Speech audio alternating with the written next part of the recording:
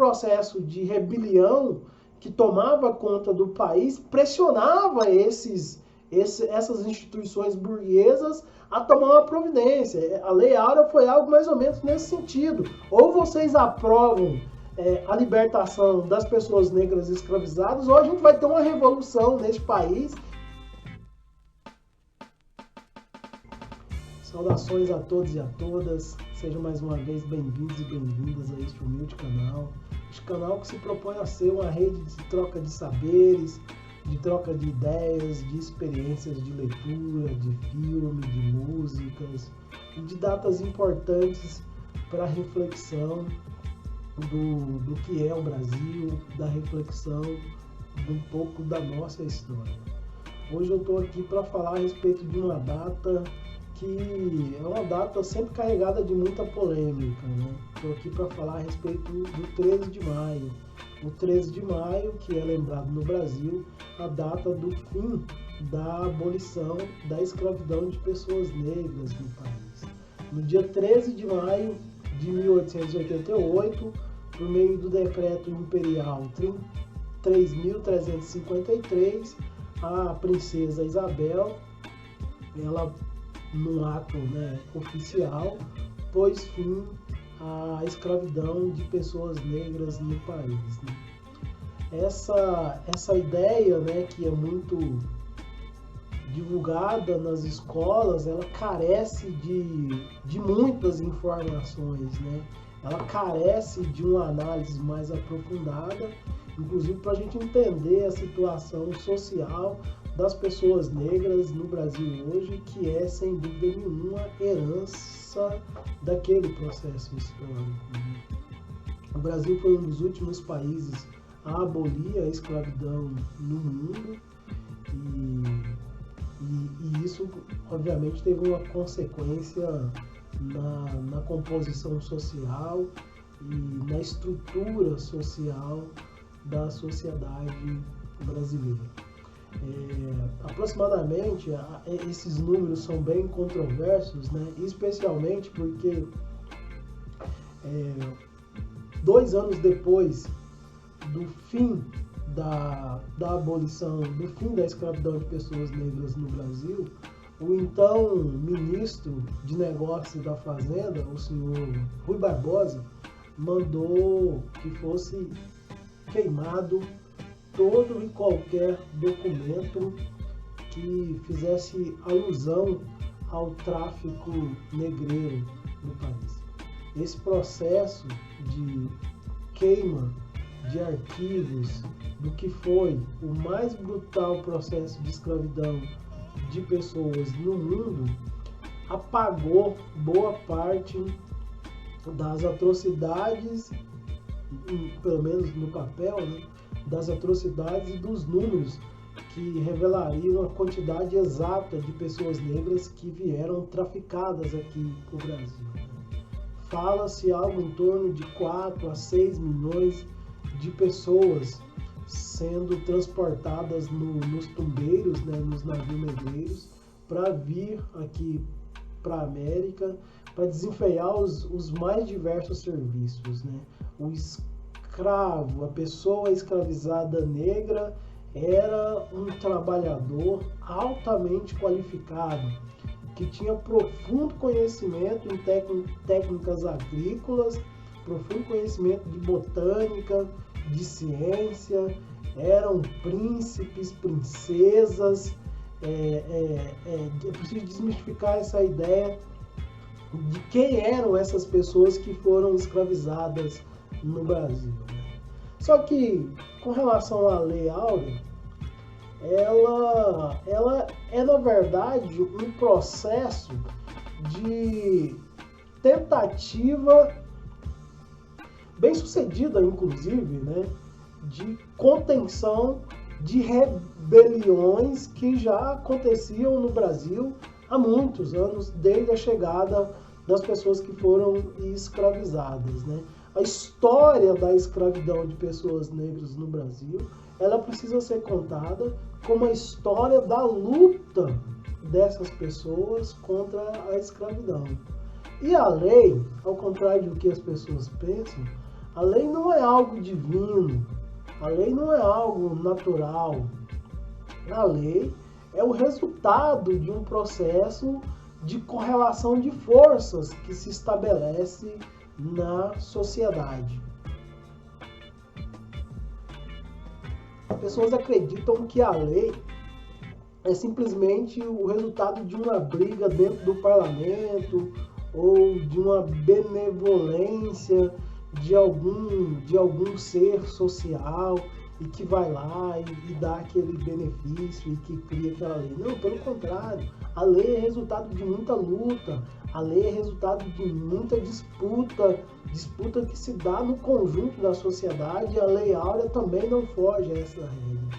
O que você tinha naquele período era uma quantidade imensa de rebeliões por parte das pessoas negras, que começou lá em 1600, já com o próprio Quilombo dos Palmares, e veio sucessivamente. Talvez a experiência de rebelião mais conhecida da história das pessoas negras no Brasil, ela foi sem dúvida nenhuma a Revolta dos Malês, né, na Bahia, né, que é contada meio de forma romantizada, muitas das vezes, e que as pessoas têm pouco conhecimento. Isso dá até um vídeo interessante mais para frente.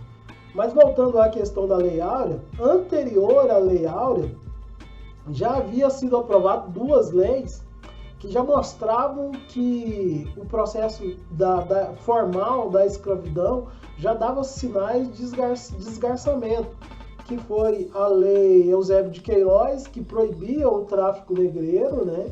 E a lei do ventre livre, que, salvo engano, é de 1871, então é pouco antes, né, da abolição da escravidão, e que determinava que os filhos de mulheres escravizadas a partir daquele momento nasceriam livres, né? Daí a ideia da lei do ventre livre. Mas a Lei Áurea, gente, a Lei Áurea assinada pela Princesa Isabel, ela foi uma grande farsa, né? Ela foi uma grande falácia, porque a Lei Áurea, ela, salvo engano, tem 4 artigos, e ela não estabelece nenhum tipo de indenização para aquelas pessoas que eram escravizadas.